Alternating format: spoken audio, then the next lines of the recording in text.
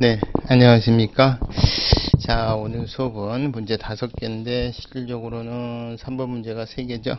그래서 첫 수업이니까 사례를 가정한 단문이나 진배가 없습니다. 문제 5번 정도야 뭐 하도 여러분들이 많이 했던 거고, 1번이 조금 까다로운 건데요. 1번은 제가 이제 수업 시간에 자세히 못했던 것들이니까 조금 결과를 설명을 해드릴게요. 뭐냐면은 1번은 우리가 이제 이렇게 해당 행정처분청에서 갑을 상대로 처분을 했습니다. 처분을 했는데 이 처분이 법률에 위반됐다 그래서 다퉜어요. 갑이. 이제 갑이 다퉜습니다. 그래서 이제 취소 소송을 제기를 했겠죠. 원래는 이제 취소 소송 제기해서 갑이 이기고, 그 다음에 혹시라도 뭐 조세부가처럼 납부한 게 있으면은 이제 돌려받는 그런 구도를 취해서 이제 민사소송에서, 민사법원, 그러니까 여기는 행정법원이고, 그 다음에 민사법원에 제기를 해서, 예를 들어서 지금 사례 같은 경우에 6개월의 업무정지죠. 6개월의 업무정지.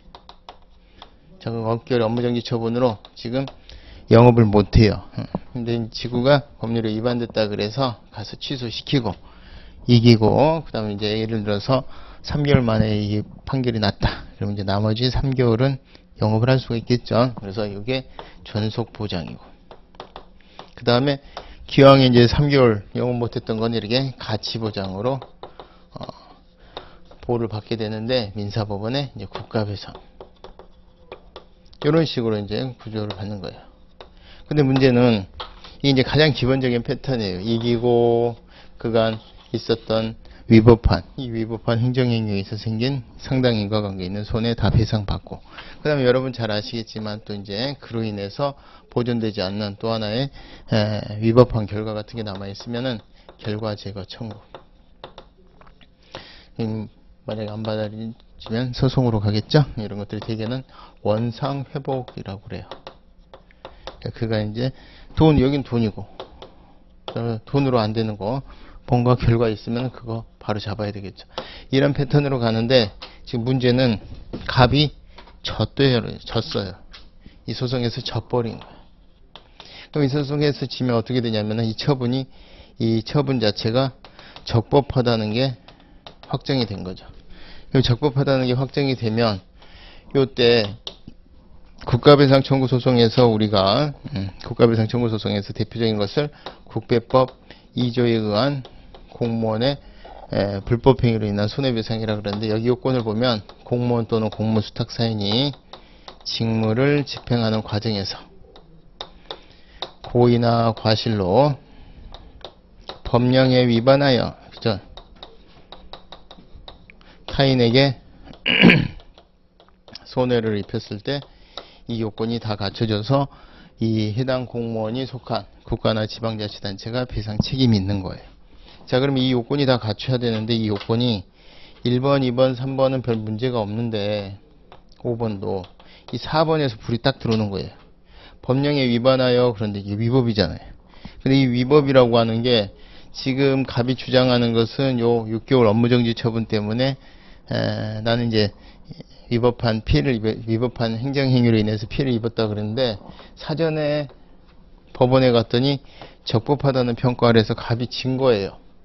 그러면 이때 갑이 졌던 것이 판결에서 확정이 되면 뭐가 생기냐면 기판력이라는 게 생겨요. 그럼 기판력과 관련된 것이 이렇게 전면적으로 작용되는 것도 있지만은, 이렇게 다른 소송에서 요건의 일부로 이렇게 작용되는 경우가 있어요. 그럼 요것도 기판력이 작동을 해야 된단 말이에요. 그러면은 기판력이 작동이 되려면 전소와 후소가 객관적으로 범위가 같아야 되는데, 이 지금 국가배상 청구 소송에서 이 위법의 개념과 항고소송에서 문제 삼았었던 이 행정행위의 적법 위법 여부가 만약에 같다면, 그죠? 이제 국가배상에서의 위법이 여기서 맞다, 이 행정행위의 위법 여부다, 그러면 기판력이 똑같이 작동할 수밖에 없어요. 그런데 행정법원에서 적법하다는 평가를 했으니까 이 친구는 이 요건을 때려주기도 갖출 수가 없어요. 그러면 행정법원에서 만약에 취소 소송에서 지고 오면 국가배상은 절대 2조 이하는 국가배상은 절대 못 받는다. 이런 논리가 귀결이 되는 거예요. 자, 이게 행정법원에서 검토했었던 것은 지금 6개월에 업무정지라고 하는 이 행정행위가 적법이냐 위법이냐에 대해서만 다퉈진 거예요. 그리고 여기에 대해서는 적법하다는 기판력이 생긴 거죠. 근데 여기서의 위법이라는 것이 맞다. 행정행위, 6개월의 행정행위, 이 6개월의 업무정지 처분이라고 하는 여기에 관한 것에 위법이다. 이렇게 가면 이건 기판력이 전면적으로 작동할 수밖에 없어요. 요거를 뭐라 그러느냐, 국가배상에서 이 위법의 개념이 맞아, 이 행정행위, 국가가 처분청이 한 행정행위의 위법이다. 이것을 협의의 행위 위법이다, 행위 불법이다 그래요. 그러니까 이 협의의 행위라는 것이 행정행위라는 거예요. 행정행위만. 그런데 만약에 맞아, 이것은 국가배상, 여기서는 틀림없이 행정행위 위법 적법 여부가 맞는데, 여기서 국가배상에서의 행위의 위법은 행정행위의 위법뿐만이 아니라 행위는 맞는데 그 밖에 다른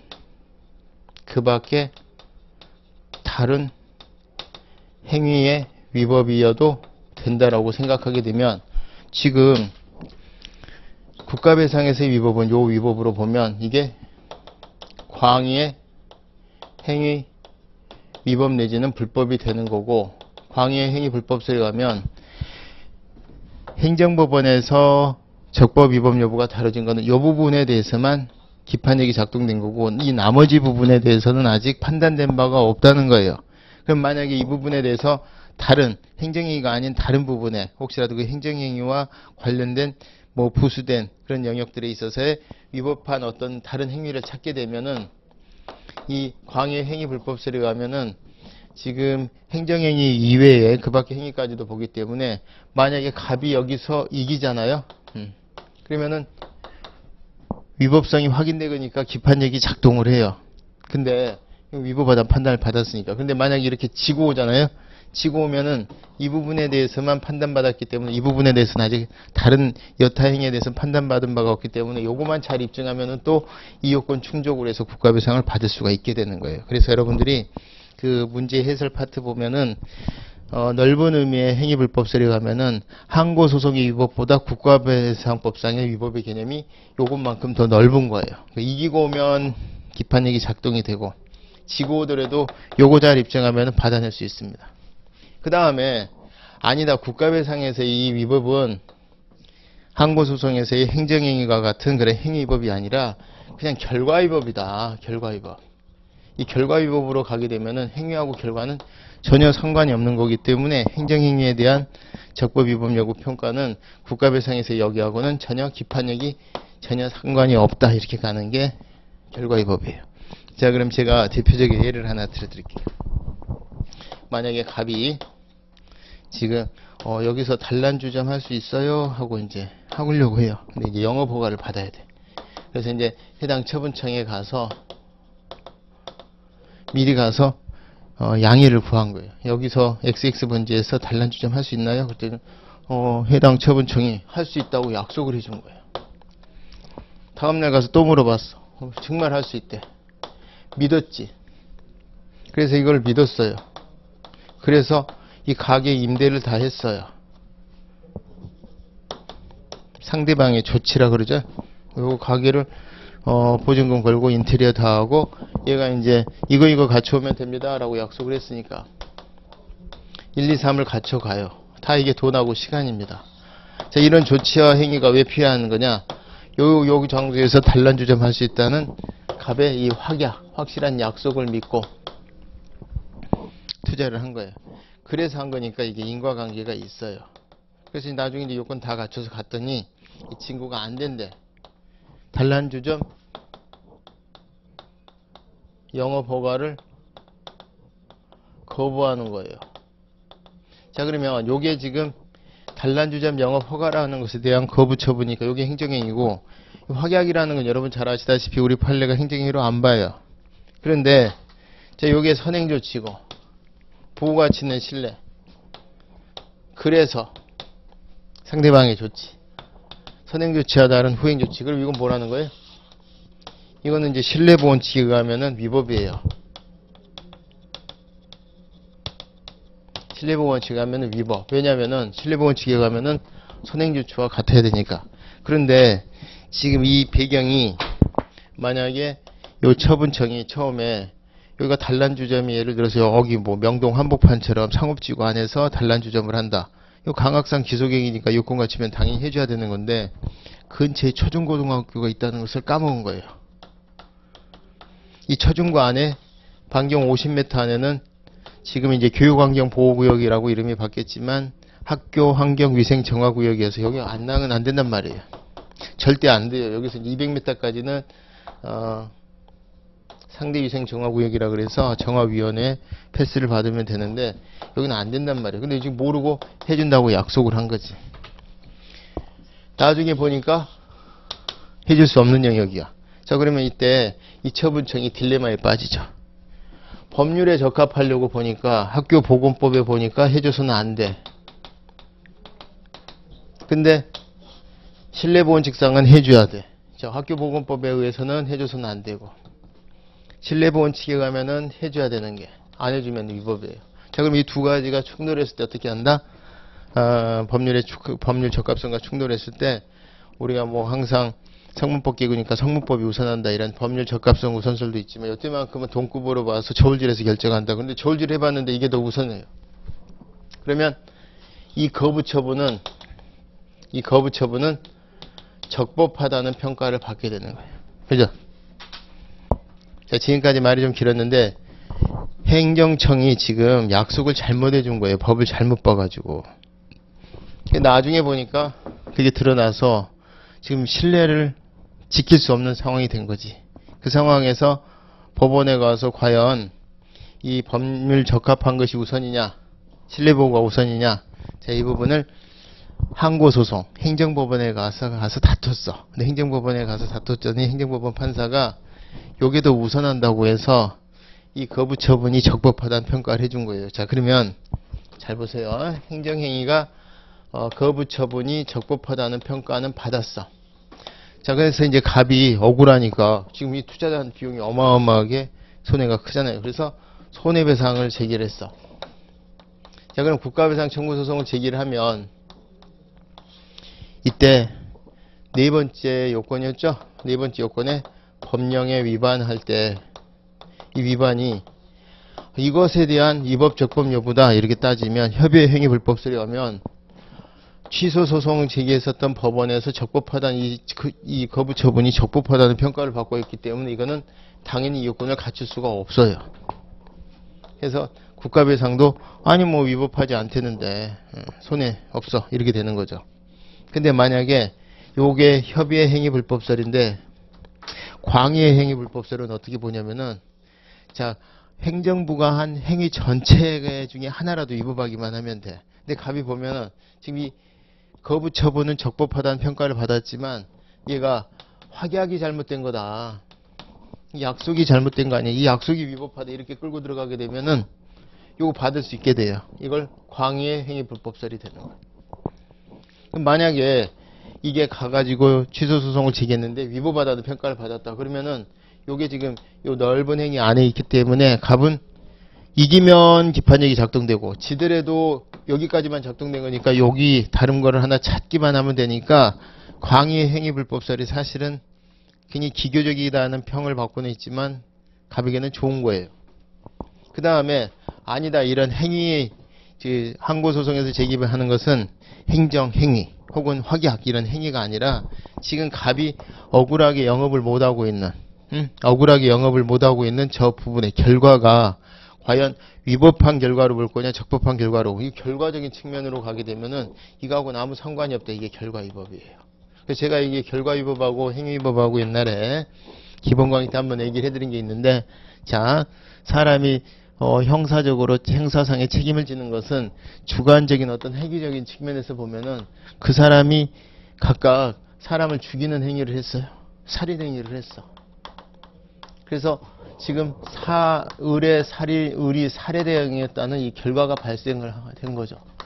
자, 그런데 이 살인행위라고 하는 측면에서 이게 행위가 잘못됐다라고 하는 불법적인 측면에 보면은 그 사람의 고의가 어떤 것이었느냐에 따라서 만약에 살인의 고의였으면 살인죄, 상해의 고의였는데 죽는 결과가 발생했으면 의례 사망이라고 하는 결과가 발생을 했으면 이 의례 사망이라는 결과적인 불법의 측면에서 보면은 살인의 고의로 한 거나 상해로 해서 얘가 죽은 거나 똑같아요. 결과 불법은. 근데 이거는 살인죄가, 요거는 상해 치사죄가 되고 그래요. 그러면은 살인죄하고 상해 치사죄를 놓고 보면, 자, 결과 불법에서는 똑같아요. 멀쩡하게 돌아다녀야 될 을이 갑의 행위에 의해서 사망한 거예요. 그러면은 갑의 어떤 행위 불법은 각각 다를지 몰라도, 왜? 죽이려고 죽인 거랑 상처 입히려고 죽였는데 추리를 심해서 죽은 거랑 행위 불법적인 측면에서는 불법의 정도가 경량이 차이가 있을지 몰라도 멀쩡한 을이 사망했다는 측면에서는 두 가지 행위가 똑같은 평가를 받는 거예요. 폭행치사, 아무런 고의도 없다, 과실치사, 이런 것들이 결과불법에서는 다 똑같은 거예요. 행위불법이 각각 다른 거고, 결과불법에서 만약에 살인의 고의로 사람을 죽이려고 했는데 을이 사망했느냐, 사망이 기수에 이르렀느냐, 을 사망이 미수에 이르렀느냐, 그러면 요게 결과불법이 각각 다른 거예요. 주관적인 불법은 같은데, 그래서 우리가 불법을 갑이 단란주점을 지금 억울하게 못하고 있는 이 결과적인 측면에서의 위법이 국가배상에서의 위법이다 그러면은 행정부가 어떤 행위를 했느냐는 묻지도 따지지도 않게 되니까 기판력이 작동을 안 하는 거예요. 그래서 이런 부분에 대해서, 자, 다시 이쪽으로 와서 보시면 요건이 이렇게 됩니다. 다시 한번 보도록 합니다. 갑이 6개월의 업무정지 처분을 받고 억울해서 취소소송을 제기했는데 져버렸어요. 그러면은 이 행정위가 6개월의 업무정지가 적법이라는 평가가 확정이 됐는데, 이 기판력이 억울하게 6개월 영업정지에 따라서 영업을 못한 그런 부분에 국가배상으로 갔을 때, 이게 만약에 국가배상법 2조에 있어서의 요건, 법령이 위반할 때 이 위법이, 자, 행정행위에 대한 위법 적법 여부를 다툰 행위, 좁은 의미의 행위법이다 그러면은 행정행위가 적법하다는 평가를 받고 왔기 때문에 이거는 4번 요건을 못 갖춰서 절대 국가배상도 못 받게 되는 이런 결론에 귀결이 돼요. 근데 만약에 이때 행정행위에 대해서만 행위 중에서, 행정부의 그 많은 행위 중에서 문제가 된 행정행위 6개월 업무정지만 적법 위법이 평가가 된 거고, 지금 내가 문제 삼는 거는 그 밖에 다른 행위의 위법을 문제 삼는 거다 그러면은 여기에는 기판력이 작동이 안 돼. 이게 광해 행위법설이에요. 아까 같은 경우에 확약 같은 거 이제 위법성을 문제 삼으면 되겠죠. 그 다음에 아니다, 국가배상에서 이 위법은 행위법이 아니라 결과위법이기 때문에 항고소송에서 그 행위가 위법이니 적법이니 평가받은 것은 아무 문제가 없다 그러면 기판력이 전혀 작용을 안 하는 거예요. 그래서 여러분이 보시면 1번 사례가 이렇게 돼 있죠. 국토교통부 장관이 감정평가사에게 6개월의 업무정지 처분을 했는데 여기에 대한 취소소송을 제기했는데 기각됐다 이거죠. 기각돼서 졌습니다. 동판결이 확정됐다는 얘기는 대법원까지 갔는데 졌거나 아니면은 뭐 이제 1심, 2심에서 더 이상 항소 선고를 안 해서 확정이 된 거예요. 자, 그로 인한 재산상 손해에 대해서 국가배상 청구 소송을 제기를 했다. 업무정지 처분의 취소소송의 위법성 판단과 국가배상 청구 소송의 위법성 판단의 관계를 설명하시오. 이거는 단문이에요, 단문. 그래서 여기에 이제 3페이지에 가서 보면 일단은 항고소송에서의 위법은 6개월 업무정지 처분이라고 하는 행정행위의 적법 위법 여부가 판단된 거는 맞는 거예요. 그 다음에 이제 국가배상에서의 위법의 개념이 그거냐, 그거보다 넓은 행위냐, 아니면은 전혀 상관없는 결과 위법이냐, 이런 측면이에요. 그리고 이제 그 밖에 이때 국가배상에서 위법을 그때그때 다르게 보자라는 이제 상대적 위법성설도 있는데, 그런 것들은 그냥 어디 가도 그런 설은 있으니까요. 우리 판례는 대부분의 경우가 이기고 와요. 이기고 옵니까? 협의의 행위불법설이 거의 많습니다. 이기고 오니까.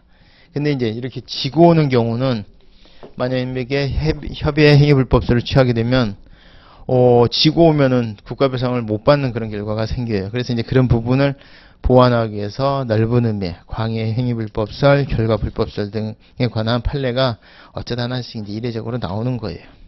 그래서 여러분들이 여기서 이제 국가배상법 2조, 국배법 2조의 요건이 이렇다. 이 중에 4번의 요건의 법령 위반의 위법이 행위불법이냐 결과불법이냐 아니면 그때그때 다른 상대적 위법이냐. 자, 행위불법이라면 문제가 된 행정행위에 대한 행위불법만을 의미하느냐, 그 밖에 여타 지금 이 행정행위와 관련된 그 밖에 관련된 행위까지 포함되는 개념이냐, 이렇게 나누고, 그 다음에 이제 4페이지로 넘어가셔서 기판력이 적용되는지 여부 보면, 기판력이 만약에 이게 이거다, 그러면 뭐 기판력이 똑같이 이기면 패스, 지면 전부 아웃, 이렇게 되는 거고, 이것뿐만 아니라 다른 행위다, 이기면 기판력 작동, 지고 오더라도 요거 이제 입증하면 되니까 요거는 반만 작동. 결과불법이다 그러면 전혀 기판력이 작동하지 않는다. 그래서 4페이지에 가서 보면 전면적 긍정설이 협의의 행위 불법설하고 괴를 같이 하고요. 전면적 부정설은 뭐 결과불법설이나 상대적 위법성설로 가겠죠. 그때 달라요 설. 그 다음에 제한적 긍정설, 이건 뭐예요? 이기고 오면 인정이고, 지고 오더라도 그때는 요것만 인정되니까 여기는 기판력이 작동이 안 돼서 기각 판결의 경우에는 기판력이 전면적으로 작동되지 않습니다. 이런 견해가 광의 행위 불법설이에요. 그 중에 여러분들이 아무거나 찾아주시면 되는 거예요. 조금 어려운 문제였고요. 자, 그 다음에 이제 2번은 사업인정 고시 후에 토지 소유자의 의무와 위반 시 효과에 대해서 설명하시오. 그런데 이제 시험에 임박할수록 뭐를 잘 하셔야 돼요? 단문 정리 잘 하셔야 돼요. 그래서 개별법의 조문에 해당 내용, 요건 이런 것들 이제 잘 외우고 암기하셔야 됩니다. 그래서 이제 목차만 한번 쭉 보시면은 사업인정 고시 후에 토지 소유자는 어떤 의무가 있느냐, 의무 위반 시 어떤 효과를 주느냐. 자, 일단은요, 토지 보존 의무와 수인 의무가 있습니다. 그 다음 이제 토지 보존 의무에 보면은 형질 변경 등 해서는 안 되고요. 만약에 하려면은 시장 등의 허가가 필요합니다. 그 다음 이제 보존 의무, 그 다음 수인 의무는요, 혹시라도 걔네들이 와서 이렇게 수시로 측량하고 출입하고 조사하는 부분에 대해서 감내를 해야 될 의무가 있어요. 11조의 내용이죠. 자, 그러면 이 부분에 대해서 의무를 위반을 했을 때는, 만약에 보존 의무를 위반을 했다. 그래서 막 건물을 지어버렸다. 그러면은 보상을 못 받습니다. 나아가서는 원상회복도 해줘야 되고요. 경우에 따라서 이것이 어떤 공익사업에 지연시키는 어떤 범죄 행위로 쳐서 형벌의 대상이 될 수도 있습니다. 그 다음에 이제 수인 의무 위반 시에도 마찬가지로 벌금형에 처해지는 경우가 있어요. 그래서 그 부분은 단문으로 좀 정리를 하시면 7페이지 뭐 한번 보겠습니다. 그래서 7페이지로 가시면은 여러분들이 문제가 되는 게, 각주에 보시면 토지보상법 25조, 그 다음에 96조, 자, 이런 거를 나열해서 한번 써보는 스킬을 써는 거죠. 그래서 25조 보니까 토지 등의 보전이랑 사업인정 고시가 된 후에는 누구든지 고시된 토지에 대해서 사업에 지장을 줄 우려가 있는 형질의 변경이나 물건을 손괴, 수거하는 행위를 하지 못한다. 그 다음에 2항에 보니까 사업인정 고시가 된 후에 고시된 토지에 건축물의 건축, 대수선, 공작물의 설치, 물건의 부가증치를 하려는 자는 특별자치도지사, 시장군수구청장이 허가를 받아야 되고, 혹시라도 이때 이제 허가를 해줄 때는 관계자들의 사업 시행자의 의견을 들어야 하도록 되어 있습니다. 만약 2항을 위반을 했다. 그래서 하게 되면은 원상 회복을 해야 되며 그에 관한 손실보상을 청구할 수가 없고, 토지보상법 96조에 보니까 1년 이하의 징역 또는 500만 원 이하의 벌금에 처한다. 자, 이 법조문을 어떻게 편배를 할 거냐? 예를 들어서 이제 의무 쭉 쓰고 위반시 효과 쭉 뒤로 빼서 쓰셔도 되고, 지금 이제 그 모범답안 저 해설처럼 토지보존 의무하고 수인 의무 두 개를 크게 나눠서 토지보존 의무에 25조 1항 형질 변경 등의 금지, 혹시라도 필요하다면 시장 등의 허가, 그 다음에 허가를 해주는 시장 특별자치도지사, 시장군수구청장은 이때 허가를 해줄 때 미리 사업 시행자의 의견 들어서 해준다는 거. 그 다음에 보전 의무 위반 시 효과는 보상이 제한되고 원상 회복 의무가 발생되고 1년 이하의 징역 또는 500만 원 이하의 벌금에 처한다는 거. 그 다음에 수인 의무 파트를 가서 보면은 각 주에 수인 의무를 보면은 요게 이제 11조의 내용인데요. 11조. 그 토지보상법 97조에 보면은 다음과 권하 하나에 해당하는 자는 200만 원 이하의 벌금에 처한다 이렇게 되어 있죠. 근데 그 보니까 2호에 11조를 위반하여 사업 시행자 또는 감정평가 법인 등의 행위를 방해한 토지점유자 이렇게 되어 있습니다. 그래서 결론적으로 보면은 이제 토지점유자는 정당한 사유가 없는 한에는 사업 시행자가 이제 연락을 하고 통지하고 출입 측량 조사하는 행위를 방해해서는 안 되고요. 이걸 하게 되면은 200만 원 이하의 벌금형에 처하게 됩니다. 그래서 결과적으로 보면은 사업이 인정되게 되면 토지 소유자는 땅을 나머지는 다 지작물이죠. 땅을 그대로 보존을 해야 되고 그 다음에 혹시라도 사업 인정 이후에 어떤 절차가 진행되기 위해서 필요한 사업 시행자의 그 출입 측량 이런 것들을 방해해서는 안 되는 것입니다. 자, 요건 뭐 10점 정도니까 뭐 간단하게 여러분들이 요약을 하시면 되겠고, 그러니까 머릿속에 이 단문의 내용이 쭉 이제 스키핑이 되셔야 되고, 안 되면 이제 자꾸 연상을 시키셔야 돼요. 기억나는 대로 쓰셔야 되니까. 그 다음에 이제 문제 3번. 문제 3번 조금 덩어리가 좀 큰데 한번 볼까요? 토지보상법의 70조 1항은 보상액을 산정을 할 때 공시지가를 기준으로 주는데 공시지가 기준하고 실제 가격 시점까지 뭔가 물가 상승률 이런 것들을 보완을 해서 조정할 수 있는 여지를 좀 두고 있습니다. 이걸 이제 시점 수정 이렇게 표현을 하고 있죠. 그럼 이 시점 수정을 하도록 되어 있는데 이것이 어떤 식으로 시점 수정이 이루어지고 자 그럼 시점 수정이 이루어지는 이런 부분이 과연 헌법 23조 3항에서 말하는 정당 보상에 부합하는지 그죠?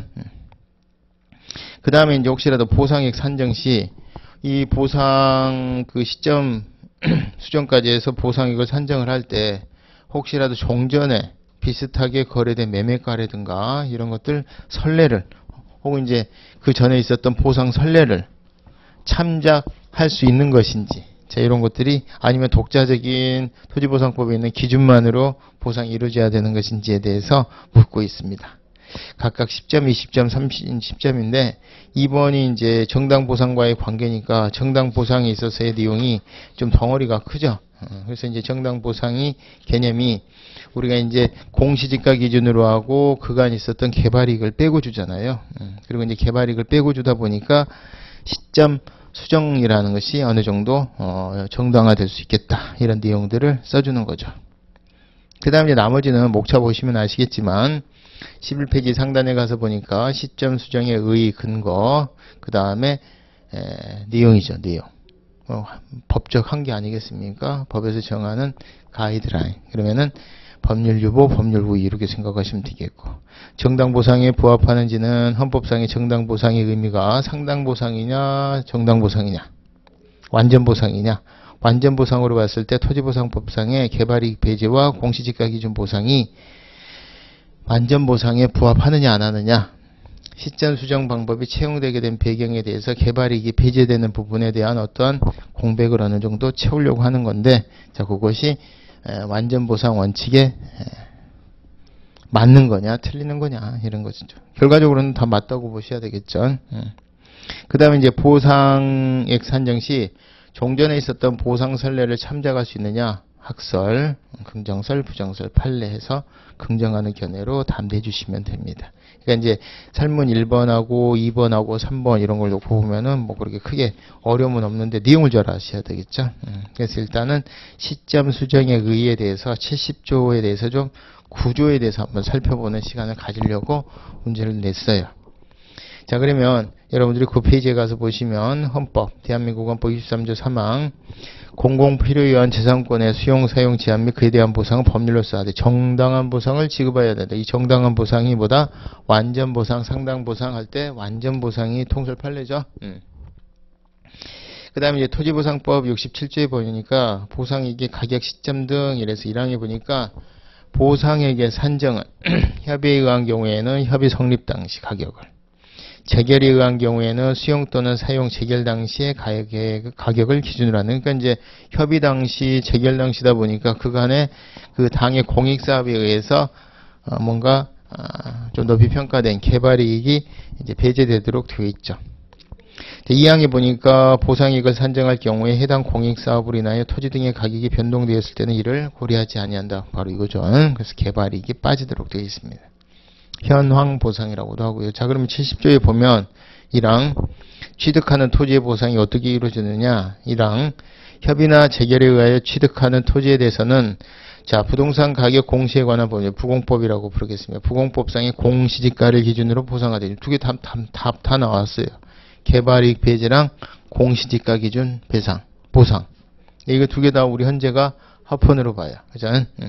정당한 보상은 완전 보상으로 보면서도 현실이 그럴 수밖에 없는 거라는 거죠. 왜냐? 우리가 이제 완전 보상, 시가 보상이라고 하게 되면은 사실 내가 가진 땅이 100평짜리가 있다. 100평방, 330평방 제곱미터짜리가 있다. 근데 그게 330평방 제곱미터가 아니겠다. 990평방 제곱미터가 아마 100평이겠죠. 근데 이제 내가 예를 들어서 이 부지가 시가 보상이다. 시가 보상이라는 건 어때요? 살려는 사람이 많으면 오를 거고 살려는 사람이 없으면 떨어질 거 아니겠습니까? 또 내가 좀 급하게 돈이 필요하면은 급매물로 내놓게 되면 더 떨어지겠죠. 그러다 보니까 어떤 정형화된 기준이 없죠. 근데 여러분 잘 아시다시피 우리가 공법관계는 뭐라 그래요? 그러니까 우리 판례가 5주 가면은 국가배상같이 케이스 바이 케이스로 상당 인과관계가 각각 다른 경우에 있어서는 그냥 민사소송이라고 그러잖아요.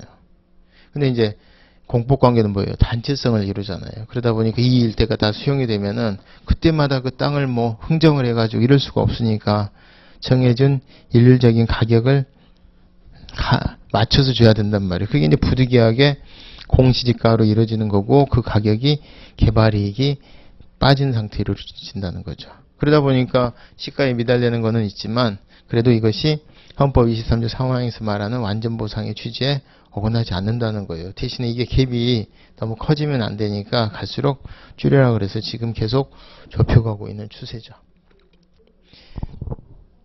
그래서 70조 1항에 가서 보면 공시지가를 기준으로 보상을 하되 여기서부터입니다. 자, 그 공시 기준일로부터 가격 시점까지 관계 법령에 따른 토지의 이용계획, 해당 공익사업으로 인한 지가의 영향을 받지 않은 지역에 대통령령으로 정하는 지가 변동률. 만약 해당 공익사업으로 인해서 이제 그 일대 주변이 땅값이 뭐라고 그러죠? 요동치기 시작하면은 이제 그건 어떤 정확한 기준이 될 수가 없으니까 영향을 받지 않는 지역을 기준으로 대통령령으로 정하는 지가 변동률, 생산자 물가 상승률, 그 밖에 토지의 위치, 형상, 환경, 이용 상황 등을 고려해서 평가한 적정 가격으로 보상해야 된다. 다들 이제 불확정 개념이죠.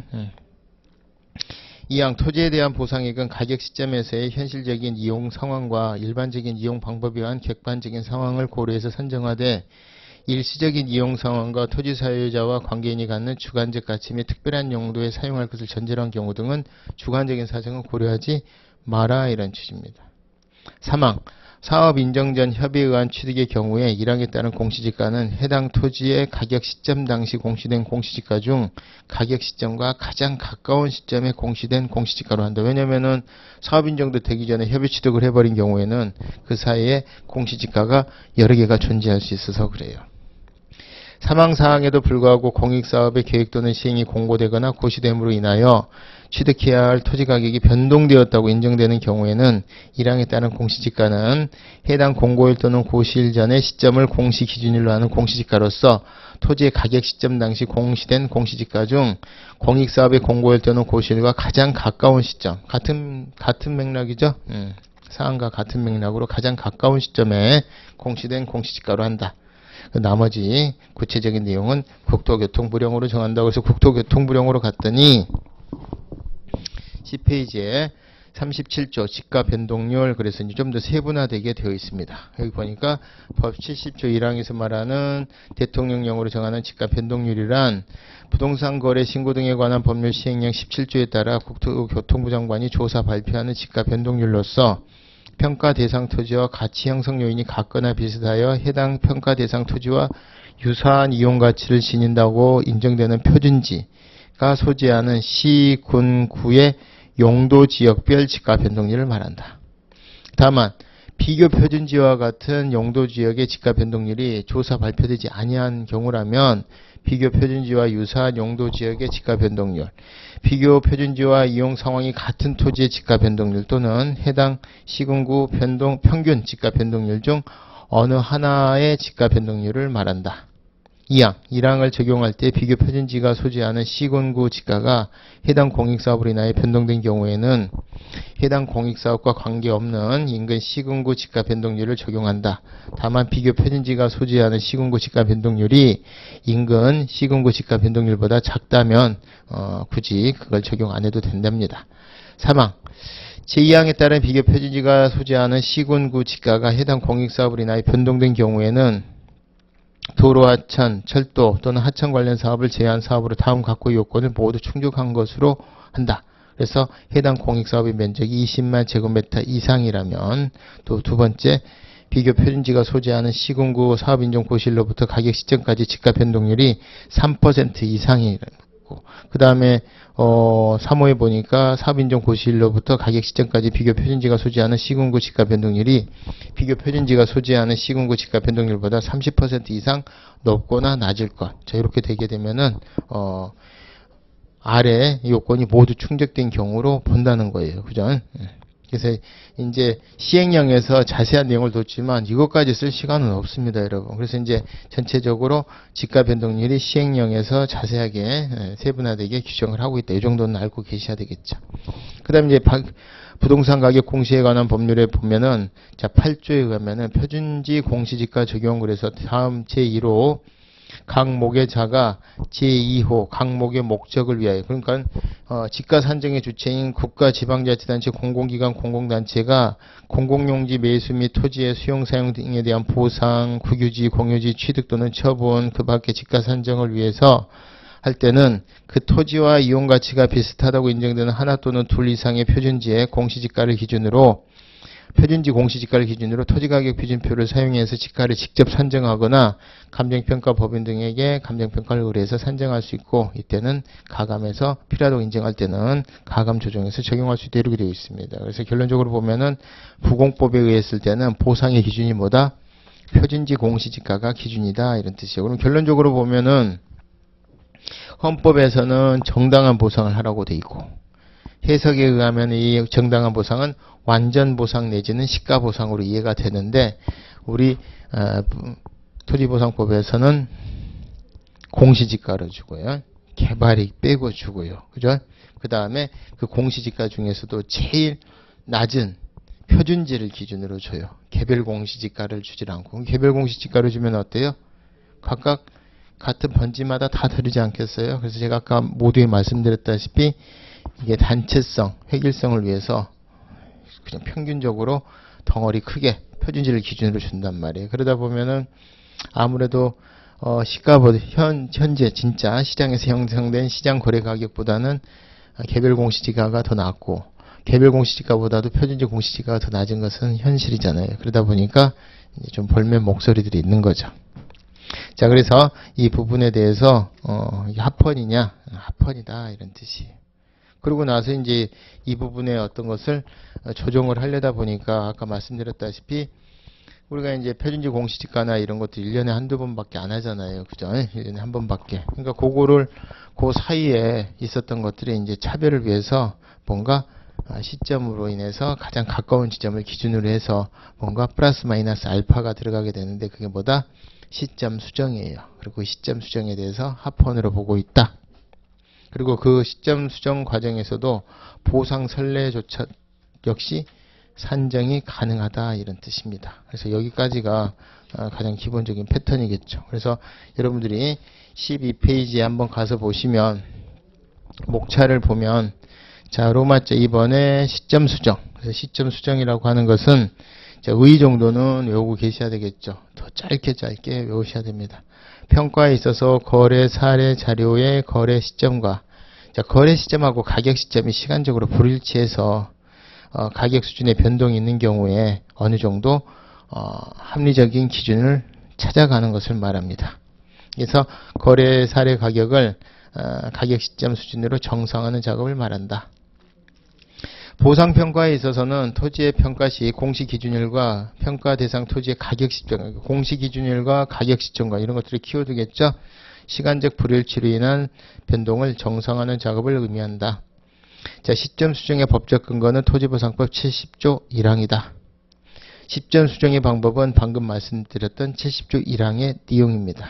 그래서 당의 사업으로 인한 지가 영향을 받지 않은 지역에 대통령령이 정하는 지가 변동률, 생산자 물가 상승률을 기준으로 해서 공시기준일로부터 가격 시점까지의 정상적인 지가 상승분을 반영하는 방법을 통해서 시점 수정을 하도록 되어 있습니다. 자, 그 다음에 시점 수정 방법이 정당보상 원칙에 부합하는 거냐? 헌법상의 정당보상은 완전보상, 상당보상설이 있는데 완전보상설이 통설 판례고, 그 다음에 양가로 이번에 토지보상법상 정당보상의 실현수단으로 반가로 이번에 개발이익이 배제가 되고 공시지가 기준으로 보상을 하고 있죠. 이 두 가지 다 합헌으로 보고 있는데, 자, 이 부분에 대한 개발이익이 배제되고 공시지가 기준으로 주다 보니까 공시지가 기준이 1년에 한 번밖에 없는데 그 시점과 가장 가까운 시점 이런 것들과 관련해서 시점 수정 방법이 채택되게 됐다는 얘기죠. 그래서 시점 수정 방법이 채택되게 된 이유가 개발이익이 배제되고 그 다음에 이제 그 시점 수정을 통해서 개발이익 배제 부분을 어느 정도 현실화시키는 부분, 그러니까 물가 상승률 정도는 어느 정도 맞춰준다는 거죠. 당의 공익사업으로 인한 개발이익은 빼줄지언정. 그래서 이런 부분이 시가보상 원칙의 실현을 위한 필요 조건이다, 이렇게 보는 것 같습니다. 그 다음에 14페이지에 가서 보상액 산정 시 보상 선례를 참작할 수 있느냐, 말 그대로 토지보상법 70조 1항이 여기 기준대로만 그대로 작동이 돼야 되는 거고, 나머지 여타 요소, 보상 선례 이런 것들 참작해서는 안 된다, 이런 이제 견해도 있을 수가 있겠지만, 그 참작할 수 없다는 견해는 기타 사항이 옛날에 있다가 빠졌으니까 참작 규정이 없어졌고, 옛날에 있을 때는 모르겠지만, 그 다음에 공시지가 자체는 이미 인근 토지의 거래 가격이 참작되어 있고, 위치, 형상, 환경, 이용 상황 등의 규정은 요거를 예시로 볼 게 아니라 한정적으로 봐야 된다. 그러니까 다른 사항을 더 참작해서는 안 된다, 이런 뜻이에요. 자, 그래서 이것은 이제 기타 사항의 참작을 부족하는 견해고, 참작할 수 있다는 견해는 예시 사항이 아니라 한계적이고 열거적인 게 아니라 예시 사항이라는 거죠. 그리고 어느 정도 지금 우리가 뭐 이거를 칼같이 지키자가 아니라 뭔가 적정한 수준의 보상을 맞춰주는 것이 목적이기 때문에, 그러기 위해서는 보상 선례 등의 참작이 필요하다는 것, 이런 필요성 같은 걸 들고 있습니다. 판례도 이제 경우에 따라서 어느 정도 정상적인 어떤 거래라는 것이 입증되면은 뭐 참작할 수 있다, 뭐 이렇게, 또 합리적인 방법이 있다면 그 방법을 하되, 그렇지 않다면 나머지 합리적인 방법에 따른 보상 사례는 얼마든지 참작할 수 있다, 이런 입장입니다. 대법원, 헌법재판소 다 같은 입장입니다. 그래서 참작이 가능하다, 이렇게 보시면 될 것 같습니다. 결론적으로 보면은 지금 문제 1번부터 70점까지 했죠. 그래서 여기까지 여러분들이 한번 정리를 해보시고, 지금 첫 시간이니까 여러분들이 기본적으로 그냥 단문 같은 사례를 낸 거예요. 그래서 여러분들이 한번 쭉 써보시고, 양은 항상 말하지만 트레이닝은 세게 해야죠. 세게 하는 이유가 뭐냐, 시간의 촉박함 이런 것에 대해서 대비도 하실 수가 있고, 양을 작게 쓰실 수밖에 없어요. 시간이 널널할 때하고 달라서. 그래서 작게 쓰다가 넓혀 쓰는 거는 쉽다 그랬죠. 여기까지 정리를 해드리고, 문제 4번에 이제 잔여 건축물 보상하고 뒤에 이제 전형적인 판단 여지 재량 문제가 나오는데, 그 부분은 좀 쉬었다 살펴보도록 하겠습니다.